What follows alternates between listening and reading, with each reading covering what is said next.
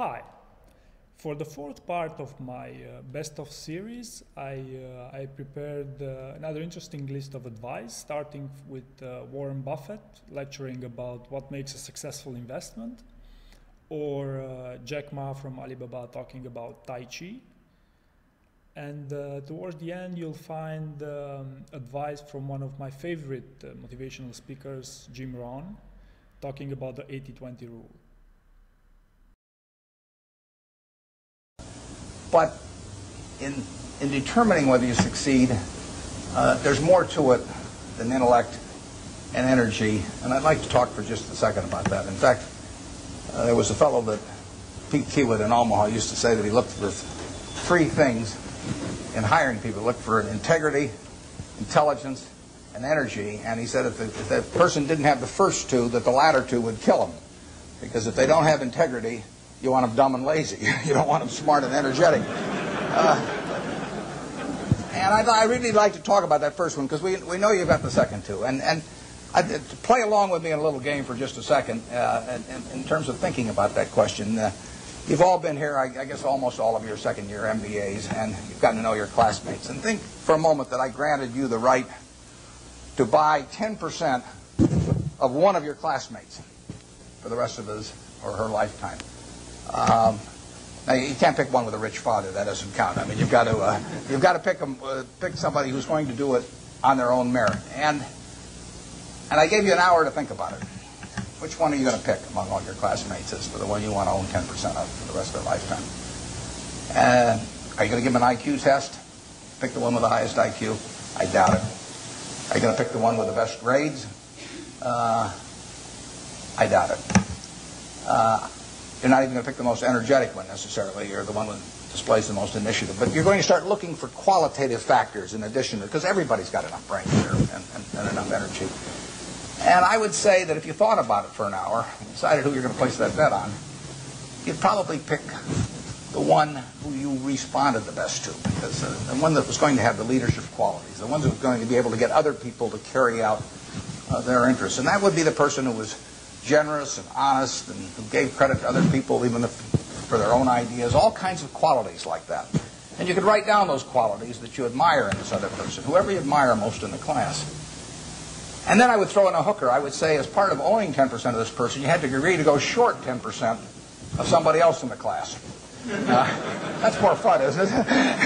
And you think, well, now who do I want to go short of? And again, you wouldn't pick the person with the lowest IQ you would start thinking about the person really who turned you off for one reason or another. I mean, they had various qualities, quite apart from their academic achievement, but they had various qualities. In the end, you didn't really want to be around them, and other people didn't want to be around them. And what were the qualities that lead to that? Well, there'd be a whole bunch of things, but it's the person who's egotistical, the person who's greedy, the person who's slightly dishonest, cuts corners, all of these qualities. And you could write those down on the right-hand side of the page. And when you look at that, I don't know which one I'm using. Can you hear me okay with this? Yeah, fine. Yeah. Your microphone on the side. Just back up. What do I do with it? It just came loose. Oh, it just came loose. Okay. You can see why I avoid technology. Chewing gum is about as far as I get.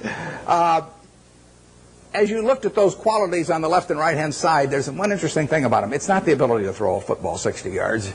It's not the ability to run the 100-yard dash in 9.3. It's not being the best-looking person in the class. They're all qualities that if you really want to have the ones on the left-hand side, you can have them. I mean, they're qualities of behavior, temperament, character that are achievable.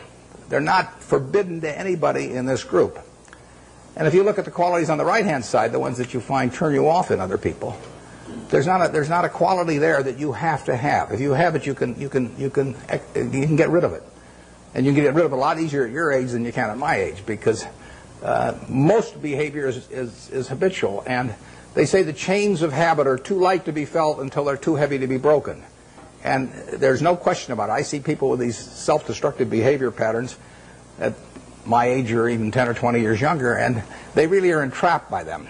They go around and they do things that turn off other people right and left. And They don't need to be that way, but by a certain point they get so they can hardly change it. But at your age, you can have any habits, any patterns of behavior that you wish. It's simply a question of which you decide, and why not decide the ones that, I mean, if you like, Ben Graham did this, and Ben Franklin did it before him, but Ben Graham in his low teens looked around and he looked at the people he admired, and he said, you know, I want to be admired, so why don't I just behave like them? And he found there was nothing impossible about behaving like them. And similarly, he did the same thing on the reverse side in terms of getting rid of those qualities. So I would suggest that if you write those qualities down and think about them a little while and make them habitual, you will be the one that you want to buy 10% of when you get all through. And the beauty of it is you already own 100%, and you're stuck with it. So you might as well be that person as somebody else. Well, that's... It's so easy when a friend or family member or a company colleague has a problem just to give them their space. And let me encourage you not to do that. I think it's so important to be there for your friends and family and your colleagues or your organization when they're in trouble more than any other time. I ended up at my company purely because of how I treated somebody 10 years before that I didn't think would ever have an influence over in the future when they were in trouble. At our company, I know every illness to the best of my ability that is life-threatening for every employee, their spouse, or their children.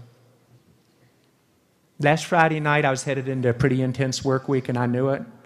And on Sunday night, I was doing my voicemail, and I got a call from one of our family members at Cisco whose daughter had a terrible form of leukemia, and the bone marrow transplant did not work out. She was scheduled to come here to Duke 1 week later and meet with a key doctor here that might have a chance to really make a difference. And he had been traveling around the world, so he wasn't available until Friday, but she only had 2 weeks to live. That morning, I called up Victor, your dean of the med school and health services, and I said, Victor, is there any way you can help this person? They moved it all the way up to earlier in the week. The ability to reach out and help an individual family member when they need you is key. Friday evening, before I went home, one of our employees had lost their 23-year-old son that day. I called them and said, what can we do, and how do we make a difference? And while some of you might say that's not important for a business leader or a leader of an organization to do, your friends and family need you most when you're in trouble. And that's when you build lasting relationships that have huge impact on the rest of the world. What does that do for you, other than keep you in good health? I love Tai Chi. Tai Chi is a philosophy about yin and yang. Yeah. Tai Chi is about how you balance, how you work, like a competition. People say when I compete with eBay, say, you hate eBay. No, I don't hate eBay. It's a great company. You know, they come, I go. You know, Tai Chi is like, you fight here, I go over there. You put it on the top, I go to down, right? So it's a balance, right? You are heavy, I'm small, you know. When I'm small, I can jump. You're heavy, you cannot jump. So the Tai Chi is about a philosophy. I'm using Tai Chi philosophy in the business. Calm down. There's always way out. And keep yourself balanced. And meanwhile, don't try to, because business is a competition is a fun. Business is not like a battlefield. You die or I win. Business, even if you die, I may not win. Right? So it's about fun. So Tai Chi gives me a lot of inspirations. And then I think it's also important to reason from first principles rather than by analogy. So the normal way that we conduct our lives is we reason by analogy. We're doing this because it's like something else that was done, or it's like what other people are doing. Me too type ideas. Yeah, it's slight iterations yeah. on a theme, and it's because it's kind of mentally easier to reason by analogy rather than from first principles. But by first principles is kind of a physics way of looking at the world, and what that really means is you kind of boil things down to the most fundamental truths, and say, okay, what are we sure is true, or as sure as possible is true, and then reason up from there. That takes a lot more mental energy. Give me an example of that. Like, what's one thing that you've done that on that you feel has worked for you? Sure. So somebody could say, in fact, people do, that battery packs are really expensive, and that's just the way they'll always be, because that's the way they've been in the past. You're like, well, no, that's pretty dumb, you know, because if you applied that reasoning to anything new, then you wouldn't be able to ever get to that new thing. Right. You know, it's like you can't say, oh, you know, horses, nobody wants a car because horses are great and we're used to them and they can eat grass and there's lots of grass all over the place, and you know, there's no gasoline that people can buy, so people are never going to get cars. Right. That industry would be tough for me. So we're not all the same. And for me, a job that, I don't know, like for me, the job that would be the hard would be like, I don't know, insurance claims adjuster, something, you know, where I had the same job every day and it didn't change frequently. That would be hard. I'd do it, and I'd do it at a high quality level, but I wouldn't like it. And a lot of them have iPads now. Okay, even so. I'm just saying, there's a little change there. Okay. Okay. Pretty soon they'll have machine learning too. That's right. We talk a lot in the Valley, we talk a lot in technology about one word, and that word is disruption. And this is disruption. Disruption is moving things around, moving things, scattering it around, has no purpose, it has no vision, has no values, no leadership. This is not what I want to do in the world. This is not what I want to see more of in the world. I want something with purpose. I want something with direction. I want something with thoughtfulness. So instead of constantly talking about disruption, I believe that we should talk and focus more on things like revolution. Revolution actually has shared purpose. Revolution has an idea. It has values. It has leadership. It has direction. It has something that people can see. It has an end state that actually has a positive impact. But most importantly, it's a cohesive end-to-end experience that people can really get behind and join. And sometimes revolution changes everything, and it's loud and it's violent. Sometimes revolution is silent, and it moves just as much. It can move the entire world in just one image, one action.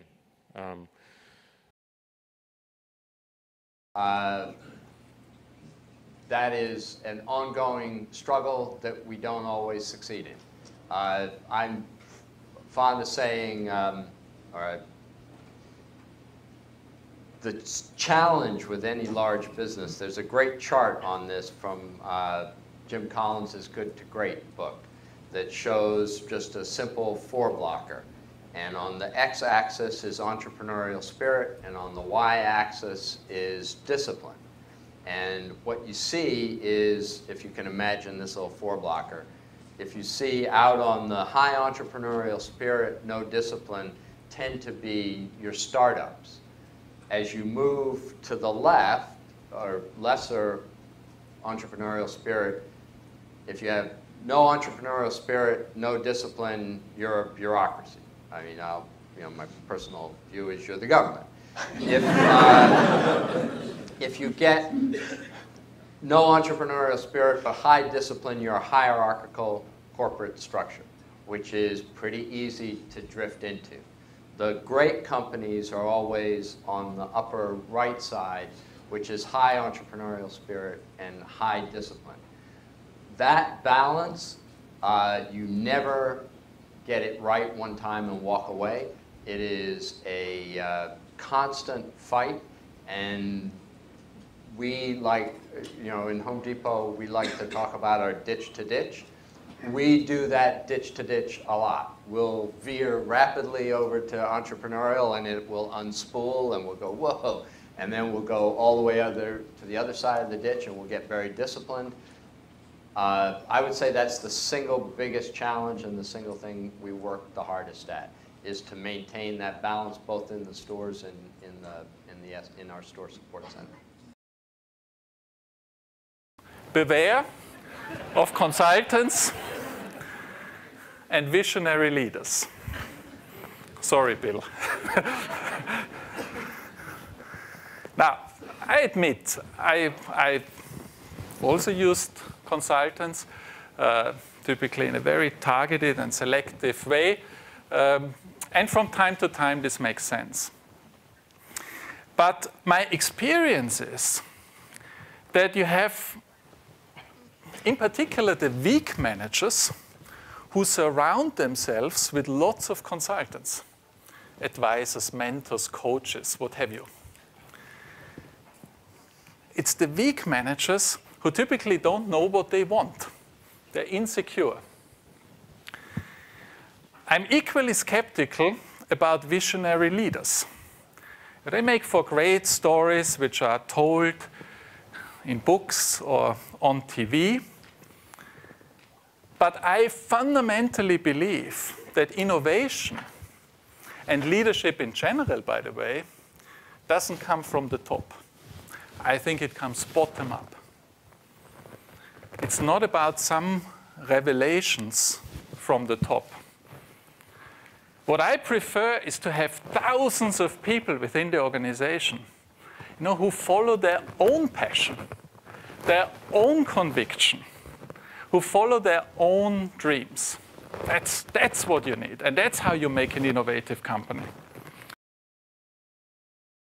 We also want to hire people who are never satisfied, which may sound very similar to be the best, but it's not. Because it's possible that you could get to where you're the best at something. So we're looking for people who are the best, and even when they're the best at it, they're still never satisfied, okay? Which is exhausting. I can tell you, I've got 14,000 employees who are never satisfied. If you think your employees whine a lot, you have no freaking idea, all right? I'm hiring whiners intentionally because they're never satisfied. But that means we're constantly evolving, constantly iterating, constantly changing things. If you notice that we remodel our stores, it seems like constantly, it's because we're never satisfied. In a lot of the markets, and I'm not being arrogant about it, but in a lot of the markets, we are the best at what we do, and yet we're still not satisfied, which can also be very capital depleting, by the way. Learn to spend 80% of your time as a leader with the 20%. For maximum efficiency and productivity, this is part of the key. Since it's going to be 80-20, and there's plenty of examples to show that it's 80-20, not exactly, but fairly close. Ask the minister of the church, who picks up the tab here? And he'll say, probably, 20% of the people pick up 80% of the tab. I mean, this is called one of those things, okay? So what do? Well, you learn to work with it and not try to solve it. It's like trying to solve the seasons. You don't solve the seasons, you learn to work with the seasons. They're all set. And some of these things by history are all set. The key is to learn to work with the way it is set. So part of the key of leadership is learning to spend 80% of your time with the 20% because they're doing the 80%. We would call that good leadership sense. Now you say, well, how do you do that? Let me give you part of the answer in how to do that. Here it is. Spend individual time with the 20% and group time with the 80%. This is part of the answer to leadership skills.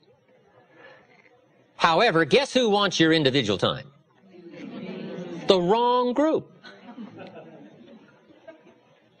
But that's what life's all about, right? Accepting this challenge. So now you've got to be what we call clever. And you've got to be, another key word, diplomatic. Diplomacy and strategy are two key words for leadership to understand. Diplomacy and strategy. Here's part of the diplomacy. Mary comes and says, I've got a question. You say, Mary, bring your question Saturday morning. I'm going to meet with everybody, and I'll cover it then. She says, okay. Now, it might not be that easy. But if you start trying to put this in perspective now, groups, you can deal with the 80% by groups, and you can talk to the 20% individual. Now, the pull is in the opposite direction, and it always is. Gravity is the downward pull. Life is the struggle in the opposite direction of gravity. It's downward pull. Life is moving in the opposite direction of the normal negative. Now somebody says, well, I'll just fire the 80%. They're only doing 20% of the business. Well, I wouldn't fool with that. Because after you've fired the 80%, before too long, whoever is left, 20% of them will be doing 80% of the business, and 80% will be doing 20%. Right? This is not something you fire. This is something you learn to work with. The 80-20 rule, very important rule.